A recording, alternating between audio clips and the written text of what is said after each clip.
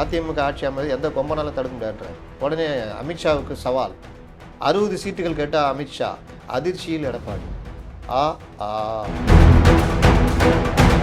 இன்னும் கூட்டணிகள் சேர்றதுங்கிறது ஒரு பெரிய பாசிட்டிவா இருக்கும்ல சார் அந்த கட்சிக்கு. இது ஒரு பெரிய நெகட்டிவா திமுகக்கு மாறும் இல்லையா? அது திமுக ஆல்ரெடி நெகட்டிவ்ல தான் ஓடிட்டு இருக்கு.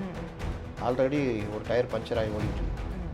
இப்போ இன்னொரு டயரும் பஞ்சர் ஆச்சுன்னா வண்டி ஓடவே ஓடும்.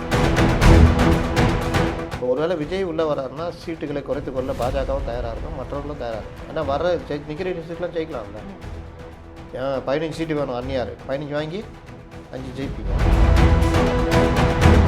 விருப்பமனு வாங்கிட்டாரு, தொகுதி இன்னைக்கு பேசிட்டாரு, இந்த நேர்காணல் நடத்த போகிறாரு, வேட்பாளர் அறிவிச்சிட்டாங்கன்னா கடன்னு ஓட ஆரம்பிச்சிடுவாங்க. இவங்க ஒன்றும் இழுத்துன்னு கிடக்குது. ஆனால் வெளியில் பத்திரிகைகளை வச்சுக்கிட்டு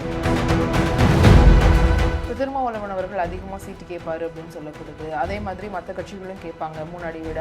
அதெல்லாம் காம்பேக்ட் பண்ணி திருமாவளவன் அதிக சீட்டு கேட்பாங்க. உங்கள்கிட்ட யார் சொல்லுங்கள்? முன்னாடி வாங்குறத விட இந்த வாட்டி அதிகமாக கேட்கறதுக்கான வாய்ப்புகள் இருக்குன்னு விமர்சனங்கள்ல இருந்து சொல்லுவாங்க. திருமாவளவன் சொன்னாங்க. திருமாவளவன் என்ன சொன்னார்? அவர் எனக்கு சீட்டு பிரச்சனையே கிடையாதுன்னு தான். அதுதான் நம்ம எடுத்துக்கணும். 6 குத்தானா 10 குத்தானா எம்எல்ஏ 2 சிஎம் ஆக போகிறேன். அதை பற்றி எனக்கு கேரே இல்லை எனக்கு. அவ்வளோதான்.